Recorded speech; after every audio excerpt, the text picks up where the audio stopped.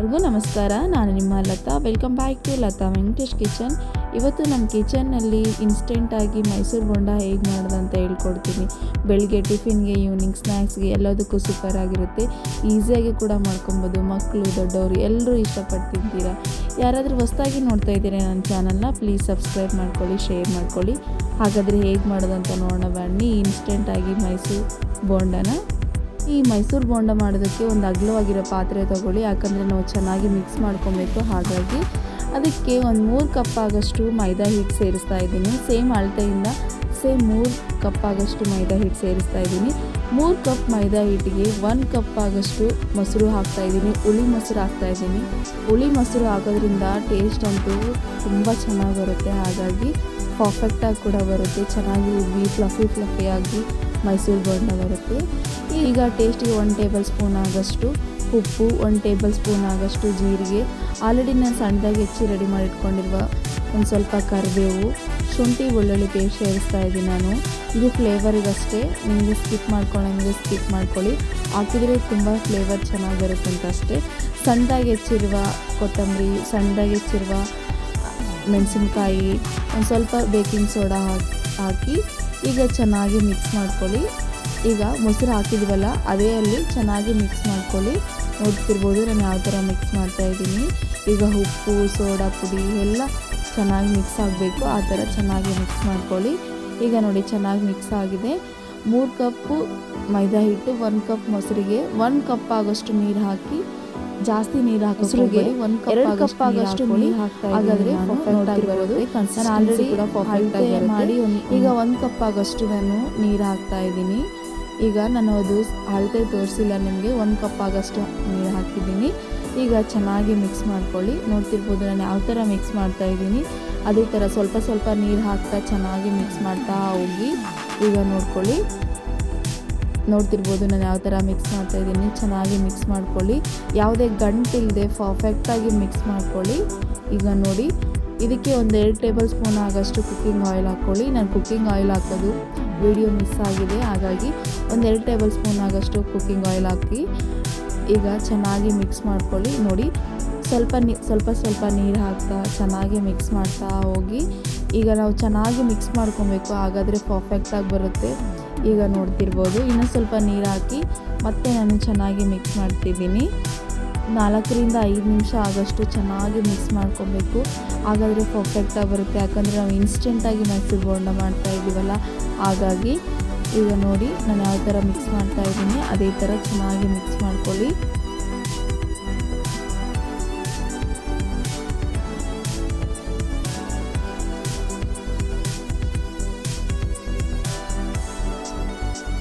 ಮೂರರಿಂದ 4 ನಿಮಿಷ ನಾನು ಚೆನ್ನಾಗಿ ಮಿಕ್ಸ್ ಮಾಡ್ತಾಯಿದ್ದೀನಿ. ಬ್ಯಾಟಲ್ ಪರ್ಫೆಕ್ಟಾಗಿ ಬರಬೇಕು. ಆ ಥರ ಚೆನ್ನಾಗಿ ಮಿಕ್ಸ್ ಮಾಡ್ಕೊಳ್ಳಿ. ಈಗ ನೋಡ್ತಿರ್ಬೋದು ಒಂದು ಸ್ವಲ್ಪ ಫ್ಲಫಿ ಅನ್ನಿಸ್ತಾ ಇದೆ ಹಿಟ್ಟು. ಆ ಥರ ಚೆನ್ನಾಗಿ ಮಿಕ್ಸ್ ಮಾಡ್ಕೊಳ್ಳಿ. ನಿಮ್ಮ ಹತ್ರ ಟೈಮ್ ಇದ್ದರೆ ಇನ್ನೂ ಸ್ವಲ್ಪ ಚೆನ್ನಾಗಿ ಮಿಕ್ಸ್ ಮಾಡ್ಕೊಳ್ಳಿ.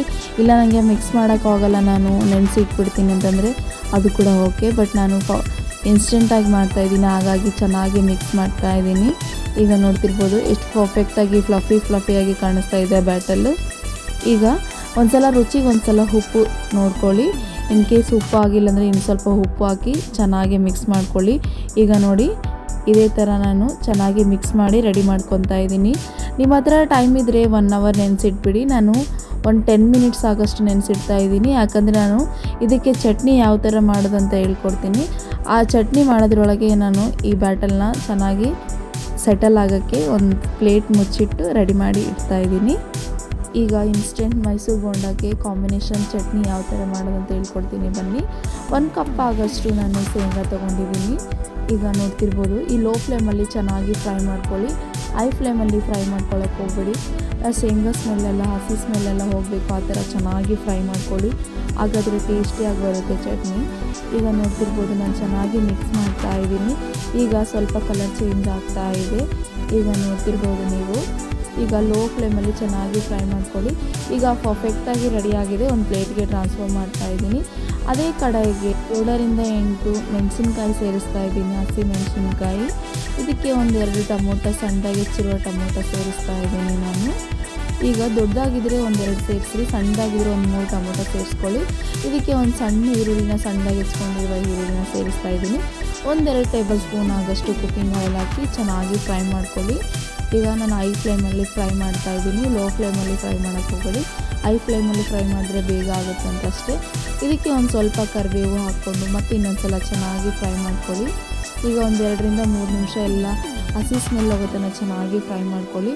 ಇದಕ್ಕೆ ಒಂದು ಸ್ವಲ್ಪ ನಾನು ಕೊತ್ತಂಬರಿ ಸೇರಿಸ್ತಾ ಇದ್ದೀನಿ. ನಮ್ಮ ಮನೆಗೆ ಸ್ವಲ್ಪ ಕರೆಂಟ್ ಹೋಗಿದೆ, ಹಾಗಾಗಿ ವಿಡಿಯೋ ಆ ಥರ ಕಾಣಿಸ್ತಾ ಇದೆ. ಈಗ ಚೆನ್ನಾಗಿ ಫ್ರೈ ಮಾಡ್ಕೊಳ್ಳಿ. ಚೆನ್ನಾಗಿ ಫ್ರೈ ಆದ ನಂತರ ರುಚಿಗೆ ತಕ್ಕಷ್ಟು ಉಪ್ಪು ಹಾಕ್ಕೊಂಡು ಒಂದು ಮಿಕ್ಸಿ ಜಾರಲ್ಲಿ ಸೇರಿಸಿ ಚೆನ್ನಾಗಿ ಮಿಕ್ಸಿ ಮಾಡ್ಕೊಳ್ಳಿ. ನೋಡಿ ನಾನು ಯಾವ ಕನ್ಸಿಸ್ಟೆನ್ಸಿಯಲ್ಲಿ ಮಾಡ್ಕೊಂಡಿದ್ದೀನೋ ಆ ಥರ ಚೆನ್ನಾಗಿ ಮಿಕ್ಸಿ ಮಾಡಿ ರೆಡಿ ಮಾಡಿ ಇಟ್ಕೊಳ್ಳಿ. ಬೋಂಡ ಮಾಡ್ಕೊಳ್ಳೋದಕ್ಕೆ ಒಂದು ಗ್ಯಾಸ್ ಸ್ಟವ್ ಮೇಲೆ ಒಂದು ತವ ಇಟ್ಟಿದ್ದೀನಿ. ಒಂದು 1/4 ಲೀಟ್ರ್ ಆಗೋಷ್ಟು ಕುಕ್ಕಿಂಗ್ ಆಯಿಲ್ ಹಾಕಿದ್ದೀನಿ. ಸ್ವಲ್ಪ ಹೀಟ್ ಹಾಕಿದ ಮೇಲೆ ಒಂದು ಸ್ವಲ್ಪ ಪ್ರಿವ್ಯೂ ನೋಡ್ತಾ ಇದ್ದೀನಿ, ನೋಡ್ತಿರ್ಬೋದು.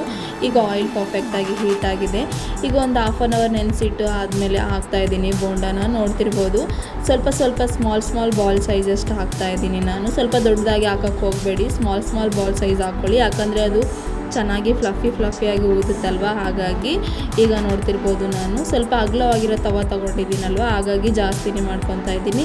ನೀವೇನಾದರೂ ಸಣ್ಣದಾಗಿರೋ ತವ, ಸ್ವಲ್ಪ ಸಣ್ಣದಾಗಿರೋ ಬಟ್ಲ ತೊಗೊಂಡ್ರೆ ಒಂದು 4-5 ಹಾಕ್ಕೊಂಡು ಮಾಡ್ಕೊಳ್ಳಿ. ನಾನು ಸ್ವಲ್ಪ ಅಗಲವಾಗಿರೋ ತೊಗೊಂಡಿರೋದ್ರಿಂದ ಸ್ವಲ್ಪ ಜಾಸ್ತಿನೇ ಹಾಕಿ ಫ್ರೈ ಮಾಡ್ತಾಯಿದ್ದೀನಿ. ನೋಡ್ತಿರ್ಬೋದು. ಲೋ ಫ್ಲೇಮಲ್ಲಿ ಫ್ರೈ ಮಾಡ್ಕೊಳ್ಳಿ, ಹೈ ಫ್ಲೇಮಲ್ಲಿ ಫ್ರೈ ಮಾಡ್ಕೊಳ್ಳೋಕೆ ಹೋಗಬೇಡಿ.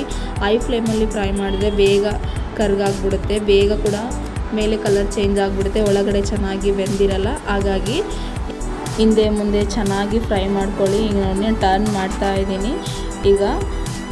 ಈಗ ನೋಡ್ತಿರ್ಬೋದು ಎಷ್ಟು ಪರ್ಫೆಕ್ಟಾಗಿ ರೆಡಿ ಆಗ್ತಾ ಇದೆ ಅಲ್ವಾ. ಈಗ ನೋಡಿ ನಾನು ಲೋ ಫ್ಲೇಮಲ್ಲಿ ಒಂದು 4-5 ನಿಮಿಷ ಆಗೋಷ್ಟು ಚೆನ್ನಾಗಿ ಫ್ರೈ ಮಾಡ್ಕೊತಾ ಇದ್ದೀನಿ.